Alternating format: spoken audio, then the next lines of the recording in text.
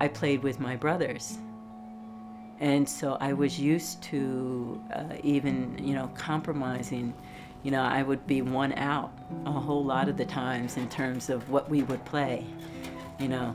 Let's play with the dolls. Hell no. But, let's play with the trains.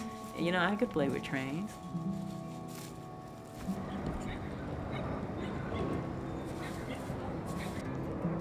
I was born in Augsburg, Germany.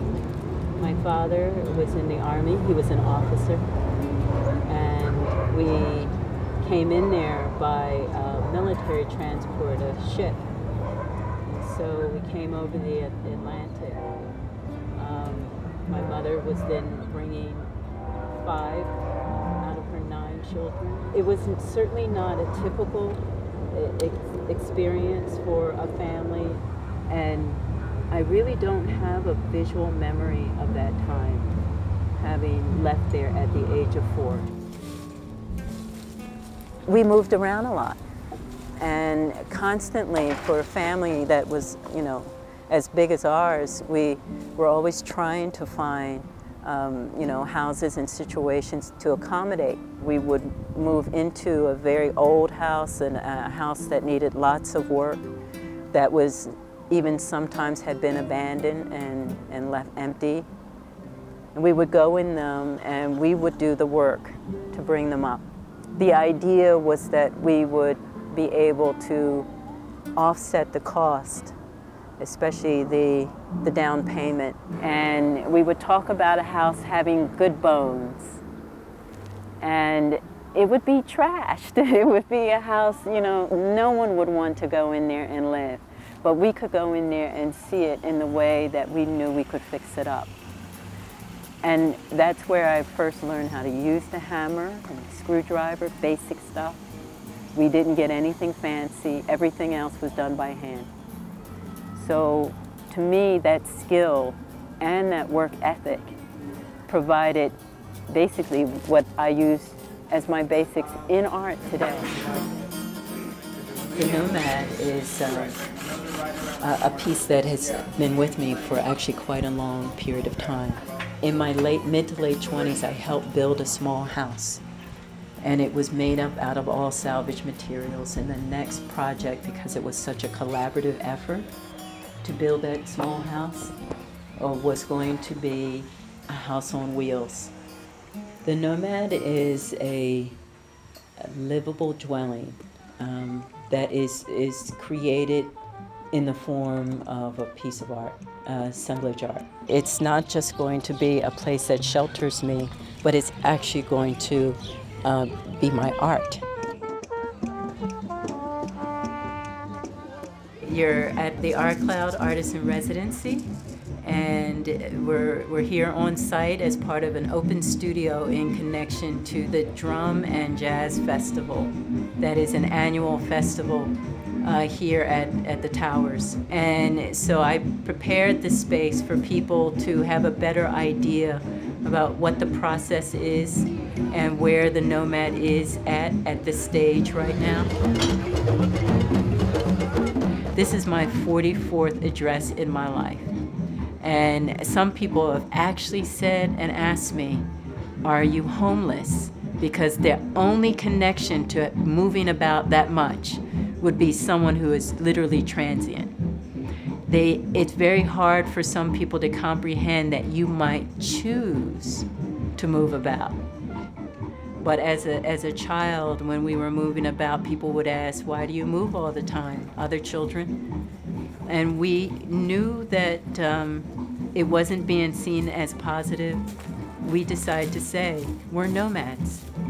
And to me, the word entails kind of first people roots, about a way of being on and in the earth, but moving about and not having boundaries. For me, I want to be fluid. I don't want the experience of a move to have to break me.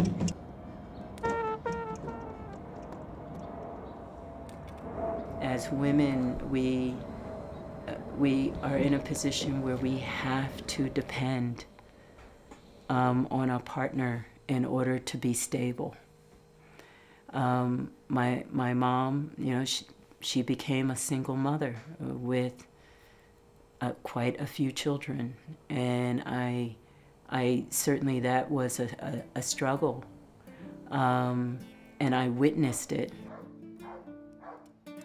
You know, that's interesting because doing the Nomad is what is creating my stability.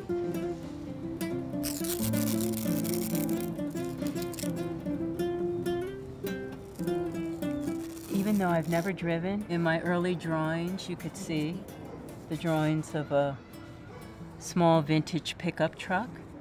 And since I knew that my dwelling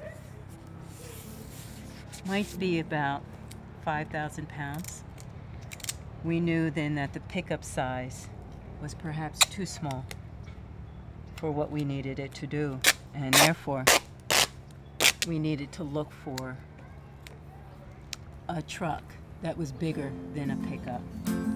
We started negotiations with the owner. He was very nice, very accommodating, and then someone else bought the truck out from under us. The people who bought it, they were from the film industry. I then just had to wait and really be patient. Just as you let it go, I get an email from the original owner saying that the film company was complete with the truck and that they were ready to put it back out on the market, and if I was still interested, that I could be the first to get it and at the same price. It's the largest single object I've ever found.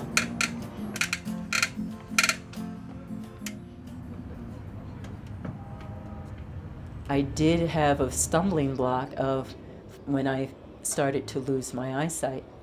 I was trying to figure out, well, if I cannot drive, how can I drive about in something mobile? It's often very hard for people to hear that I make a reference to being visually impaired or legally blind, and I'm a visual artist. So I've turned it around, and instead of it being an impediment to my art, my visual experience has actually enhanced my creativity tremendously. What will we be? So we're going to see John, and everybody who goes to see John, who has ever been to that studio before or anticipates going to that studio, it's a world of wonder.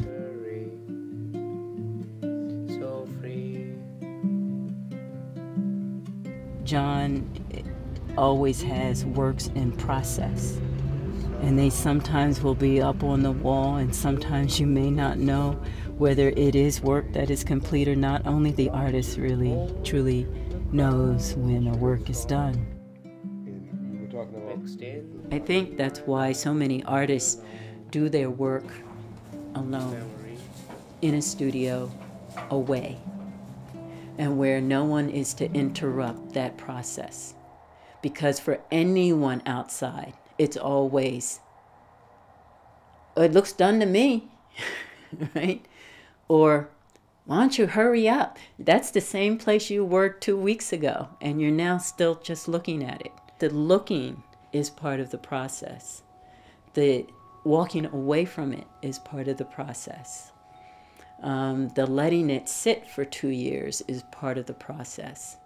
This has become a very public process, and so I have gotten the feedback more directly that, you know, why is it taking so long? So, human power.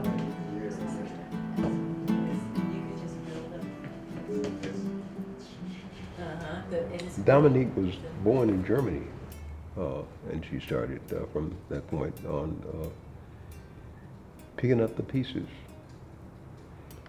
And it says a lot, too, about the family and the pieces that were picked up and utilized and held on to. But not every member of the family held on to what Dominique held on to. for so long. And so you see all of that through her work and in her work.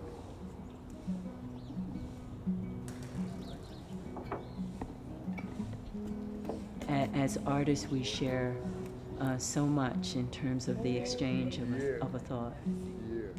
Just sitting here in your studio and being able to be surrounded again by the vehicles of your life just remind me about how rich of a journey we've been on.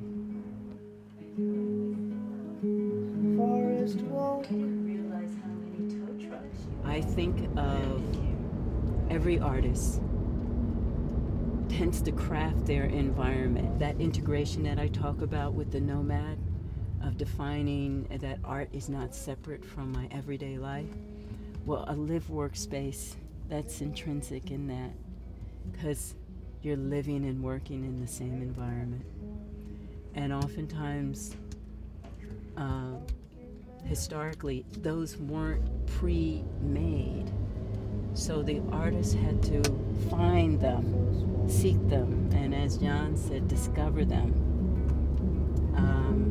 So these are raw spaces, and they're old industrial spaces.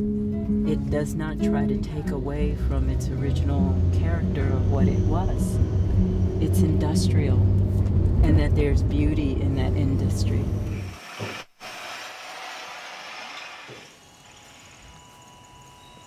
I knew always I wanted to build it. I didn't want to buy it, I wanted to build it. And I wanted to build it in the ways that I build and create my artwork, and that takes time. I think people are all too often too much in a hurry. So I never thought of it as wasted time, you know, that it took too long. I think it's taken the right kind of time it needs.